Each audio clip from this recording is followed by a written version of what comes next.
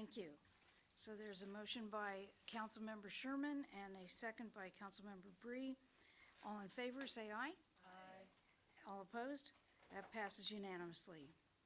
We move on to today's public comment. This is a non-agenda public comment, providing an opportunity for members of the public to address the committee on items of interest within the jurisdiction of the committee and not on today's agenda. Comments are limited to 2 minutes each, and we have several speakers. And if the speakers will please line up in the order that I call them. We have Martha Welsh. Martha will be followed by Robin Davidoff, followed by Carol Archibald, followed by Lindsay Demike, followed by Alex Moldovan, followed by Daniela Kelling, and followed by Cameron Mehta, followed by Shannon Sears, followed by Rachel Hoster, followed by Doreen Nasser, and followed by Ashley Asado, I think, as well as I could read the writing. Okay, Martha Welch, the sewer lawsuit, it's the county. Because on property, they have sewer that goes to the county. That's why they prove that the county. That's what they do. All the ocean. That's their problem. They prove them. I work with the FBI, and I had a suspicion about this. I found out that they take in and checkers and going out and coming in. Bill Horn was a supervisor, and his real name is William. He took all the checks, and there wasn't a deposit. That's why it doesn't build stuff. Paper, it was not depositive. They got the money back. And it's the same thing. The same with the STEG and the federal. They found out this. I've been working with the FBI over a year, and right now he can't help you. Bill Horn cannot call. He can't call at all. He can't help you at all with anything you do here. You can't help you at all because this has gone too long. That's why we don't build things. The pump, we voted for it, and that's why it's not being able. If they got a check, he took it. He can't deposit anymore. It might be going on still, because that's why we don't build stuff, and that's why everything that comes to the committee and all this stuff, we don't get it. That's why, because something's going on here because all the bribes they took. Yes, they didn't, they didn't do that and other things. They did this, and the county and the city has some also, and that's bribes they took. That's why they do the mean thing here. That's why it goes on here in the city, and that's why it's so corrupt. Thank you. And next we have Robin Davidoff. Please, I read all the names of the speakers. Would you please line up against the wall over there so you can come right up when it's your turn? Thank you. Hi, Robin and I are switching. I'm going first. I'm Carol Archibald from District 2, and I am a docent for the Sierra Club Seal Society. And we just want to talk to you about the problem with the sea lions in La Jolla. The mission of the Sierra Club Seal Society is to preserve La Jolla marine mammals, both harbor seals and sea lions, for ecological, educational, scientific, historic, and scenic opportunities. And our docent program provides environmental education for the public and promotes safe viewing of marine life. We are here to inform you that protections and enforcement of the Marine Mammal Protection Act and NOAA laws are needed for both people and sea lions at La Jolla Point and Boomers Beach. The situation is totally out of control and poses a liability for the city.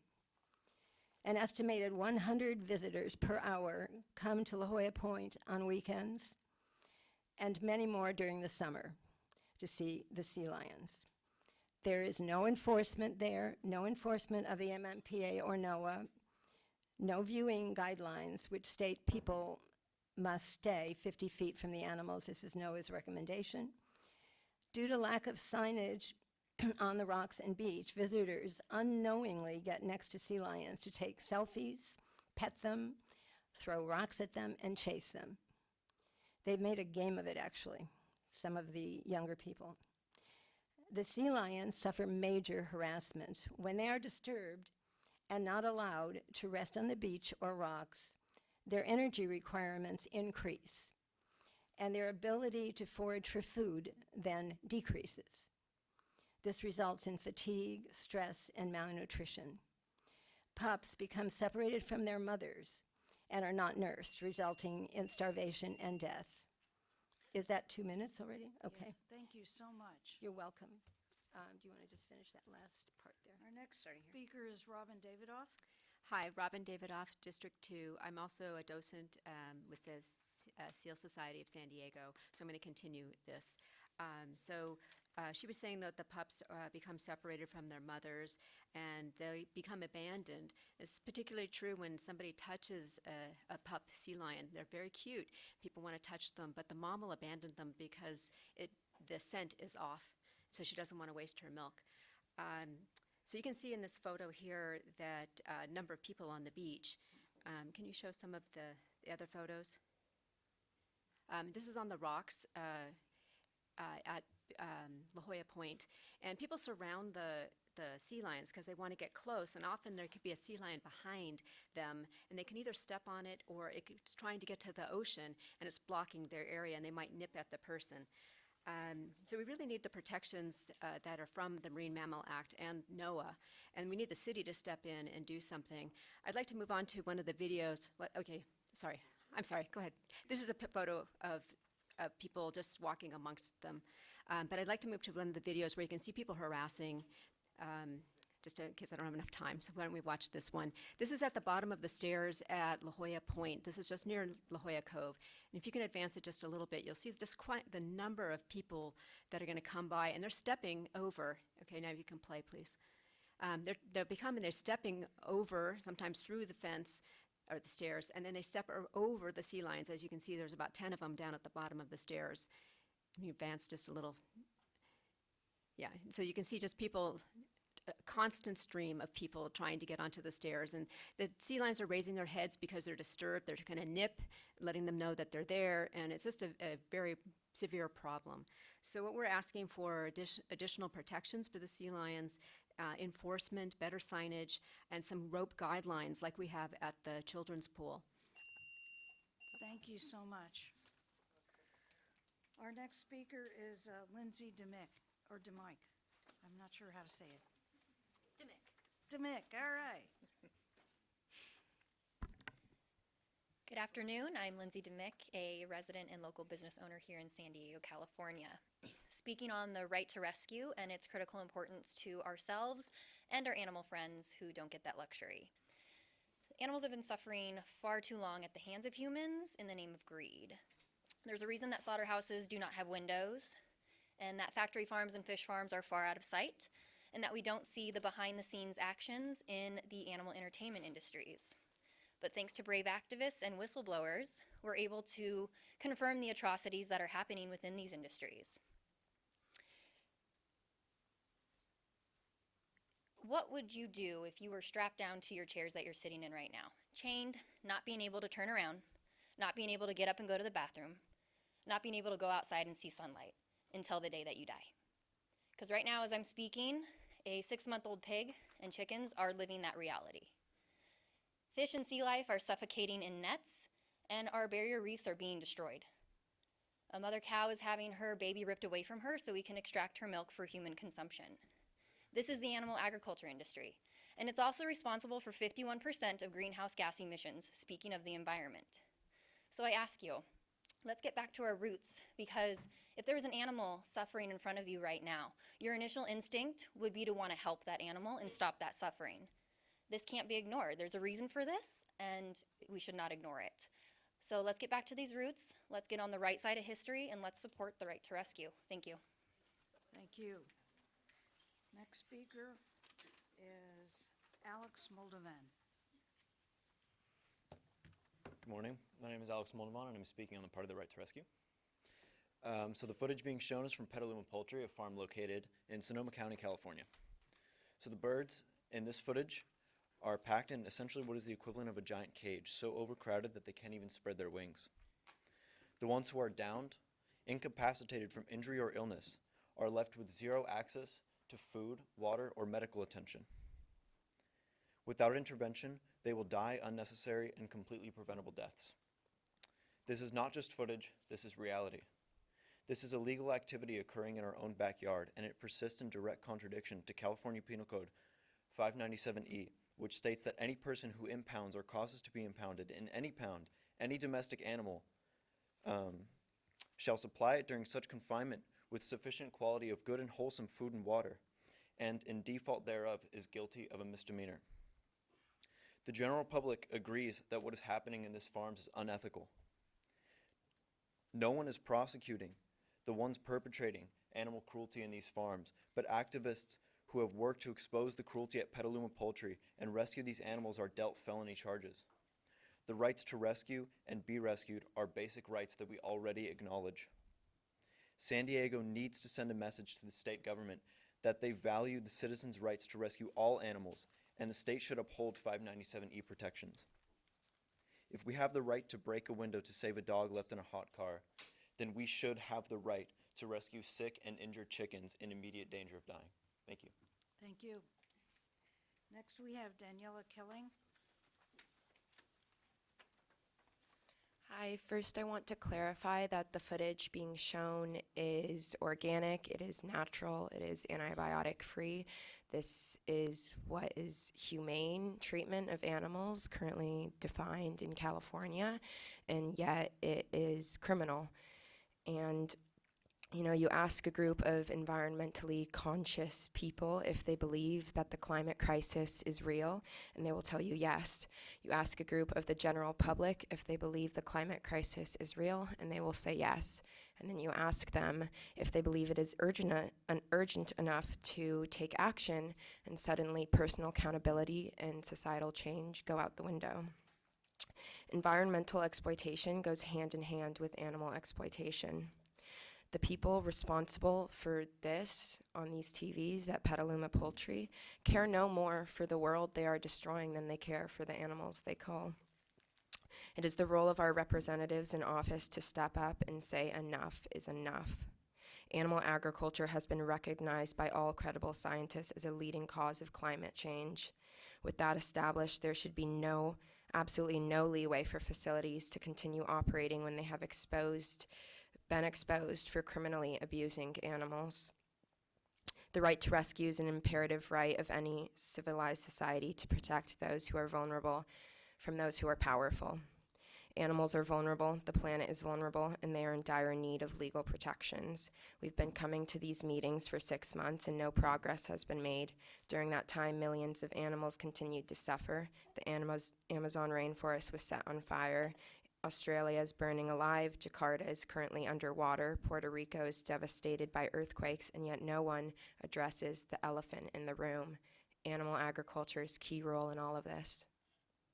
Thank you. Thank you. Next, we have Cameron Mehta. Hi, thank you. First, I want to make a quick point about the footage. This is Sonoma County, but these animals, a year ago, this footage was discovered, and the people that expose this are facing criminal charges, felony charges. Yet the products that are on these farms are still sold at Jimbo's and Whole Foods as the top tier of chicken flesh all over San Diego. So I'm here to ask you to pass a resolution protecting the rights ascribed to me under California Penal Code 597. But first, I'd like to give you all 2 updates since we've started trying to speak with you about 6 months ago. The first is good news. The Berkeley City Council unanimously passed the Right to Rescue resolution about 1 month ago in response to thorough and positive engagement with their constituents.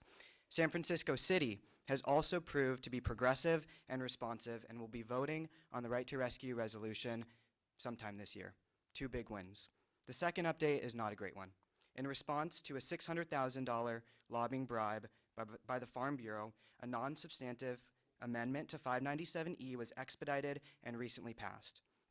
This change was specifically aimed to protect institutionalized animal breeding and killing facilities and attempts to further ostracize Good Samaritans from exposing the atrocities within these establishments.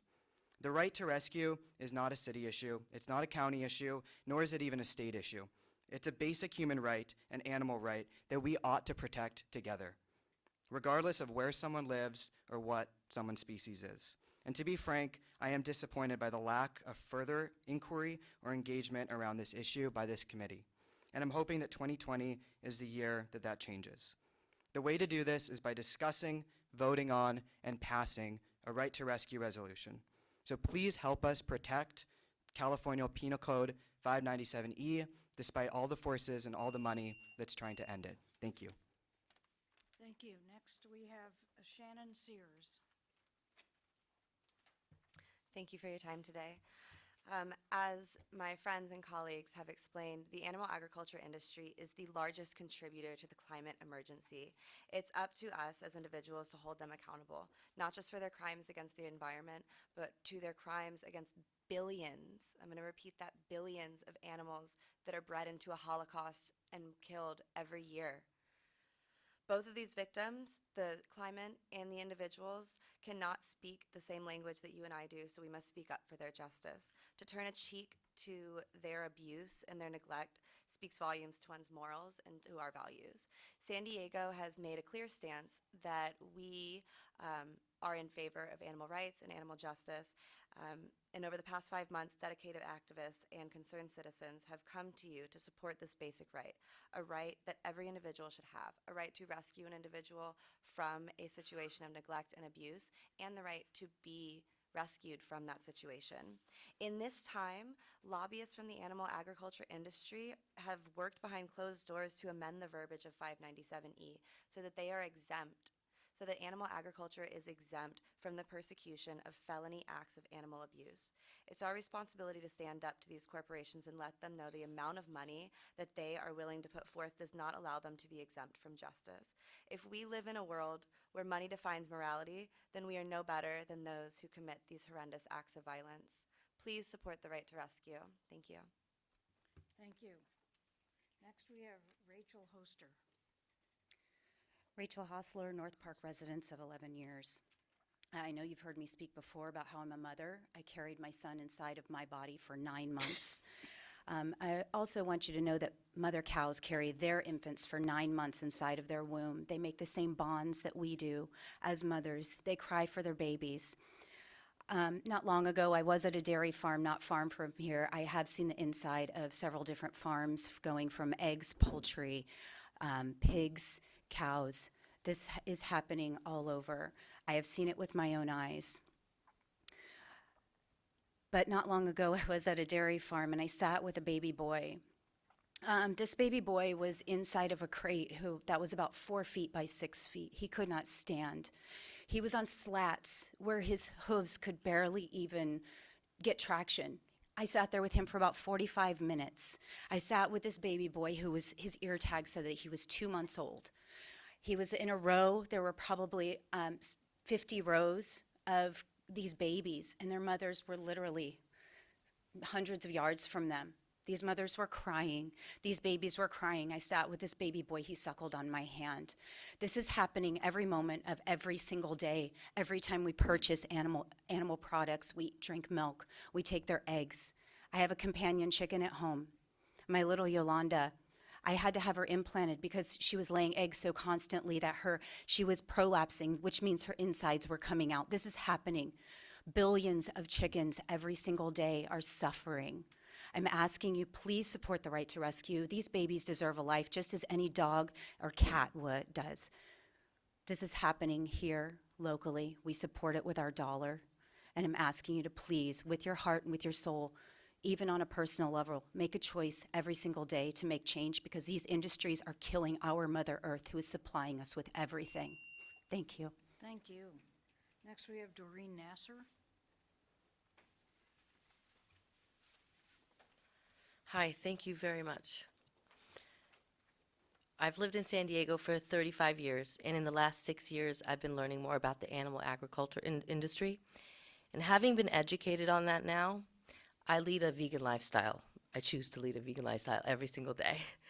I've left work today to come here and speak on behalf of the animals that are enduring cruelty, as I'm speaking right now.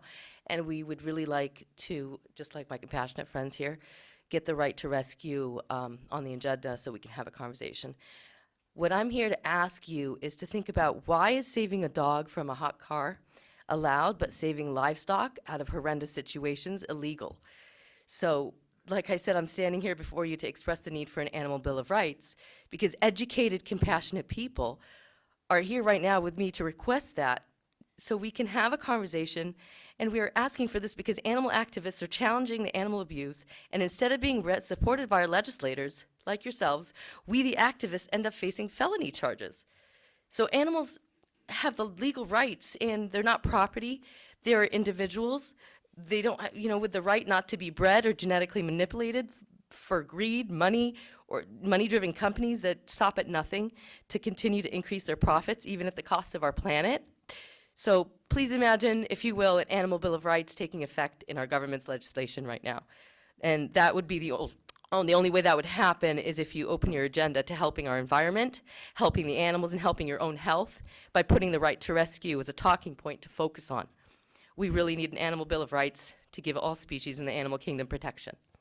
Thank you very much. Thank you. Next, we have Ashley Asada. Hello. We in this room fully stand behind the resolution to combat the climate crisis by attacking its causes. One of the leading causes of the climate crisis is animal agriculture. If we want to truly fight the climate crisis, why aren't we going for the industry that causes immense suffering to our environment and the animals that fall victim? If we don't fight the climate crisis at its core, the future generations won't get to see Earth in its full glory. Earth will be shattered, burnt, and destroyed. The methane emissions from livestock will pollute our air. The feces runoff will make our water toxic for human consumption and animal consumption. And the mass deforestation to make room for grazing cows and crops for livestock will destroy our forests, a beautiful and vital part in purifying our air and providing shelter to billions of animals. Let's talk about Australia. I think we all have heard about what's going on there. The Australian fires, for example, have no doubt been environmentally devastating, and those running in to save koalas are praised as being heroes. But why criminalize those who are saving other animals, such as pigs and chickens, from slaughterhouses? Knowing how ethically and environmentally devastating animal agriculture is, people are going in to help these sick and diseased animals, yet are met with these charges. The environment's health is declining and it needs our help. These animals are sick and they need our help. Please pass a resolution supporting the right to rescue for the sake of our Earth and the animals, because you can't help our environment without attacking animal agriculture. Thank you. Thank you. Would any committee members like to speak this afternoon at this time? City Attorney, IBA, or Mayor staff have anything to share? Lee. Attorney Lee Friedman. Thank you, Chair Campbell, council members. My name is Lee Friedman, Strategic Energy Initiatives Manager with the Smart and Sustainable Communities Branch. I'm just here to provide an update on the electric and gas franchise fee. Our valuation consultants have been making significant progress on several task orders and are close to completing the draft valuation, severance, and feasibility studies. And a benchmark survey, which aimed to solicit information from other cities on their franchises, has collected many of the franchise agreements, which will be analyzed by our internal team and our strategic pathways consultant. I'm also finalizing the dates and details of 3 public outreach workshops, which I'm aiming to commence the week of February 10th. These workshops will include an overview of our current franchise, a look at other cities' franchises, and a session led by EPIC on understanding your energy bill.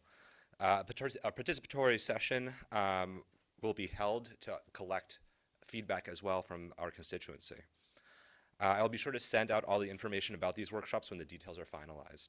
And then finally, the Smart and Sustainable Communities Branch will be releasing a request for expressions of interest to gather feedback from potential bidders on the future franchise agreement as well.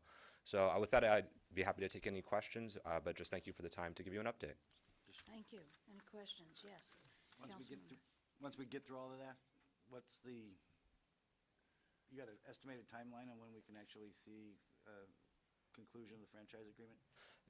So the studies that are happening right now are going to be part of what helps us develop the actual franchise. We're aiming to still bring the franchise through committee and through full council by the end of the summer, in time for the franchise, which will expire at the end of next year. So, yep. Thank you. Thank you. Now we will move on with our agenda. Item 5 has been pulled from the consent agenda by a member of the public, and I will now read into the record items 1 through 4.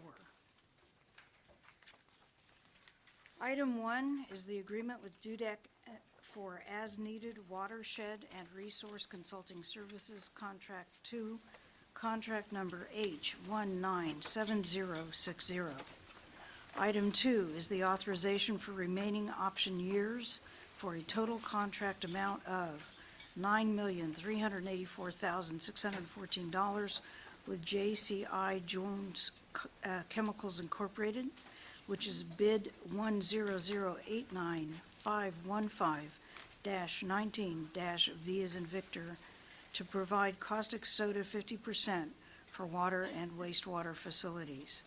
Item 3 is the authorization to execute a contract with Polydyne Incorporated, bid number 100895553-19-V as in Victor, to provide cationic polymer to the water filtration plants.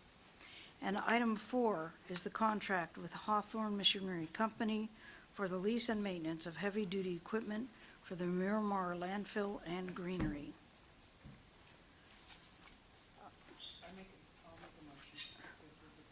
Thank you. Is there a second? Thank you. So there's a motion by Councilmember Moreno and a second by Councilmember Sherman to approve the consent agenda. We will now move on to item 5. Oh, I'm sorry, we forgot to vote. All in favor, say aye. Aye. Okay, that passes unanimously. Okay, we will now move on to item 5. And we have 2 public speakers on this item. Opposition speaker first is Martha Welsh.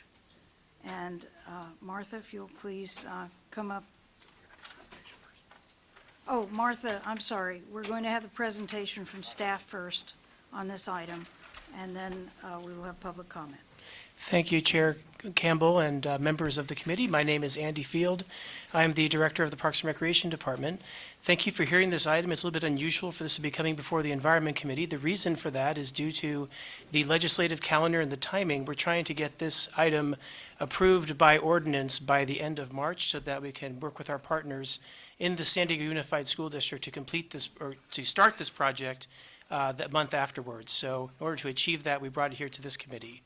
So with that, I'd like to introduce to my right, Shannon Scoggins, Park Designer with the Parks and Recreation Department. She will conduct the presentation today about our recommendation to you about approving a joint use agreement for Stanley and Spreckles schools with the San Diego Unified School District. So Shannon, turn it over to you. Thank you.